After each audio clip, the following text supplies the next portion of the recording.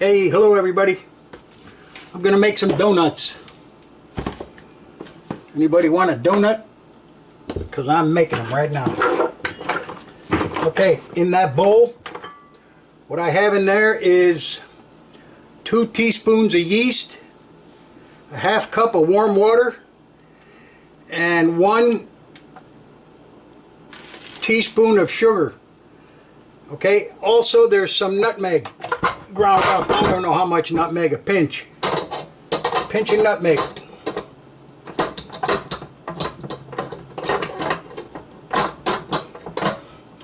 And believe it or not, there's nutmeg in all donuts. It gives it that donut flavor. Okay, now what you do is you put the yeast in the water and the sugar in for about, I don't know, 5-6 minutes, let it get foamy. And then we're going to add the flour. Flour is 2½ cups. Okay, there we go. That's 2½ cups of flour. They're going in. Now we need 2 eggs.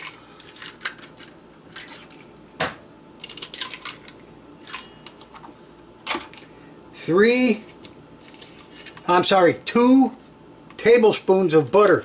I know it looks like 3, but it's not. It's 2 that I cut into thirds. Okay, we need a 1/4 cup of sugar. I'm not going to use 100% sugar. What I'm going to do is I'm going to add some stevia to it. So I'm going to add a little bit of sugar just so that it'll brown. All right. So there's a 1/4 cup. 1/4 cup of sugar. Okay. And now I need 2 teaspoons of salt.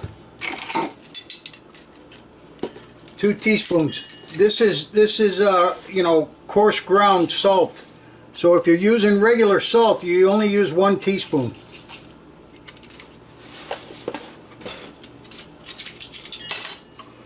All right, here we go.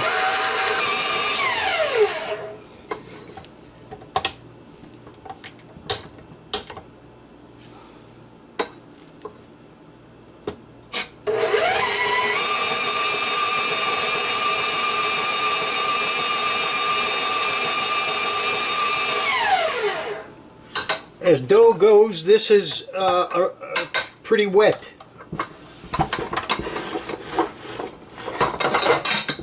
As dough goes.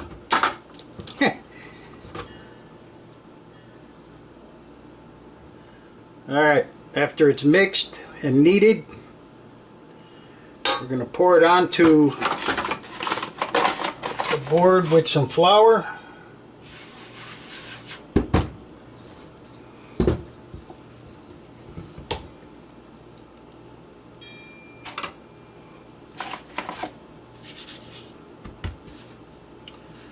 Okay, then we're just going to make it into a ball, and we're going to let it rise in the bowl.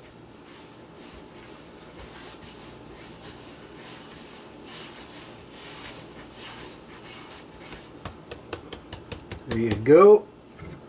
Put some oil in the bowl.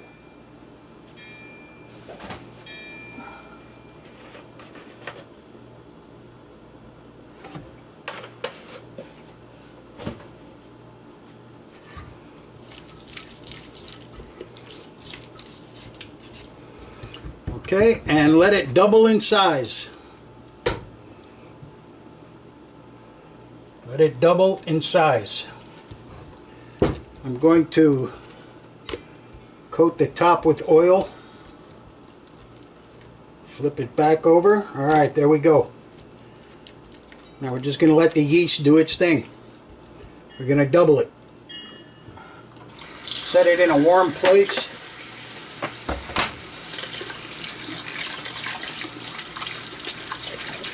Okay, here we go. It's doubled. I'm going to knock it down.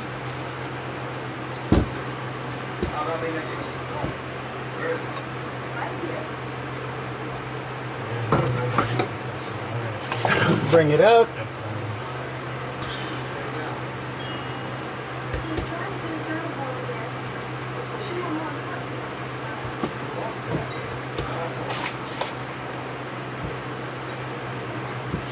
Oh, tasting my daughter, I see. And I'll just stare at these curtains.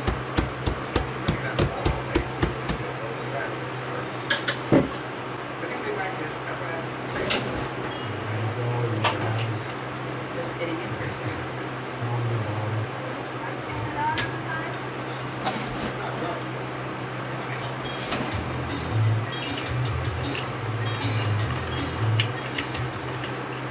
Well, I don't understand what food is made. Let's grow up. I just don't understand why someone would spend so much time trying to make a movie that was obviously trying to get up all the time. Yeah, it is sort of easy. Oh, so I can make a movie about a giant applesauce monster who's around swooshing on people's food and there's nothing like it. Provided you can fit something. Well, that's a good idea for a show, I'm sure. Yeah, this guy gets stranded on the desert island. He makes a little cabin and starts with his boat. Then all day long, they have to sit and watch reruns of bad TV shows like Super Train or Greatest American Hero.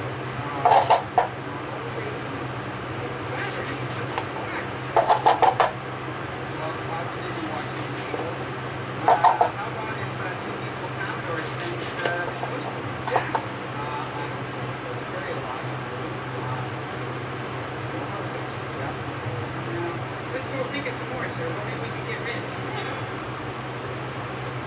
You know, you give life to inanimate objects, they turn around and Okay, there we go. We're just going to set them down and let them proof.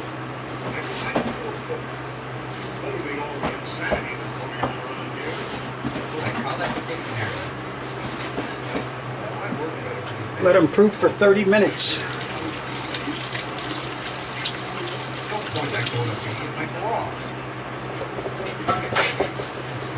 Okay, here we go. Woohoo! We got some donuts. I just put in fresh oil into the fryer.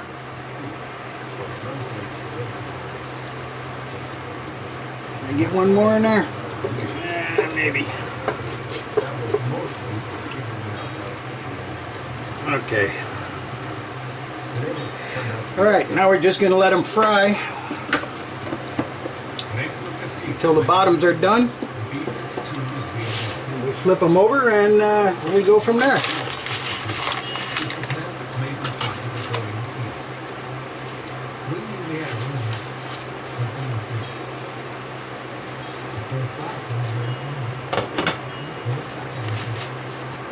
It had taken 7 years from the initial United States Air Force request for a new bomber to get the B-52 on the runway. It didn't look like any other airplane, but I've been deeply involved with it. I knew it should fly, but when it finally took off, flat side down, front wing, it didn't happen to see it disappear over the horizon.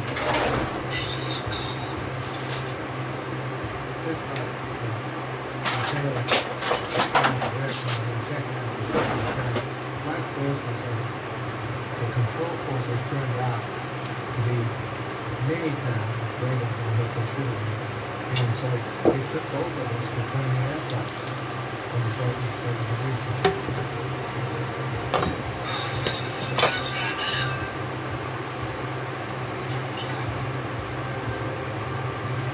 The flight lasted 2 hours 51 minutes and ended with a perfect landing at Moses Lake.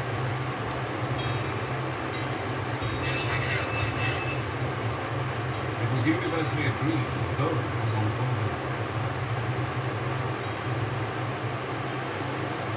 Over the next 3 years, Boeing and the United States Air Force tested, developed, and refined the aircraft.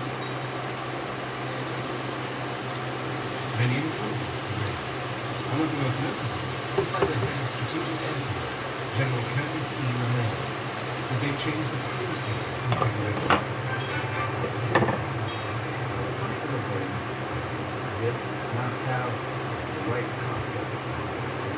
journal may decide to do it.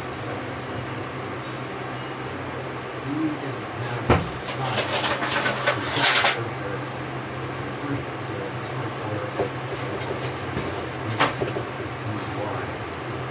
they had the camera car. Finally, in 1955, the new B-52 was revealed to the public and ready for active service. The Soviet Union had by now developed its own atomic and hydrogen bombs, and America desperately needed a heavy bomb to strike back at the USSR. Would the B-52 fit the role so urgently needed by strategic air command? During the mid-1950s, the Soviet bloc began to build a terrifying arsenal of nuclear weapons. America was determined to provide a deterrent to prevent the Soviet Union from ever using their bombs. This era of the Cold War now needed a strategy. Initially, developed and running the workplace was very working. It was essential that it became a national. It was into this uncertain and highly charged environment that the B-52 came into service with the Strategic Air Command. Early B-52s had a 6-man crew.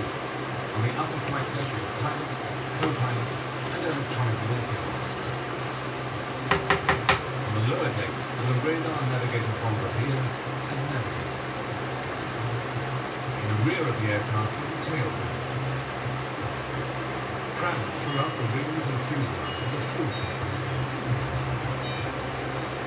And along the lower fuselage were the massive bomb bay.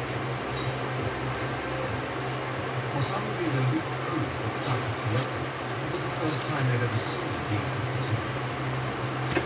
Walked around their B-52. And I thought, wow, this is cool. And then I looked at the scan on this B-52 and it's all wrinkled, kind of like mine. And I thought, this thing can't fly. This is not going to be good. You cannot be serious. You cannot be serious. So I was not a happy camper. Dave? Oh, they're perfect. Woo woo. They're perfect.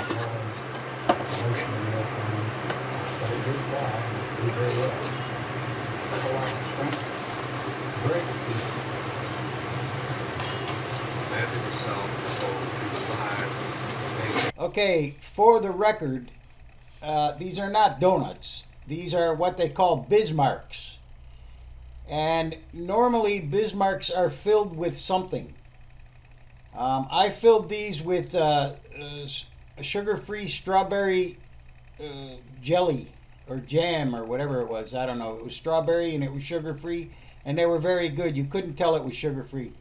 But you could fill them with Bavarian cream. In fact, the next ones I'm gonna fill them with Bavarian cream, and then I'm gonna put ganache on the top. So, oh man, those will be really good. But anyway, you know, the choice is yours what you want to fill them with. There's a number of things. Now, when you fill them, what you do is you use a pastry bag with a small tip, and you make a hole with your finger and stick the tip in there and squeeze, and you'll fill it. Or you could cut them in half. You know, open them up, fill them, and then put the top part back on. The only problem with those is that they get a little messy when you go to eat them. You kind of, you almost need a fork to eat them with.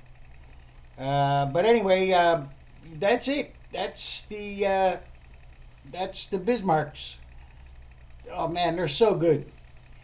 There's not a lot of sugar in them. Unless you coat them with sugar. That's what they do in the bakery.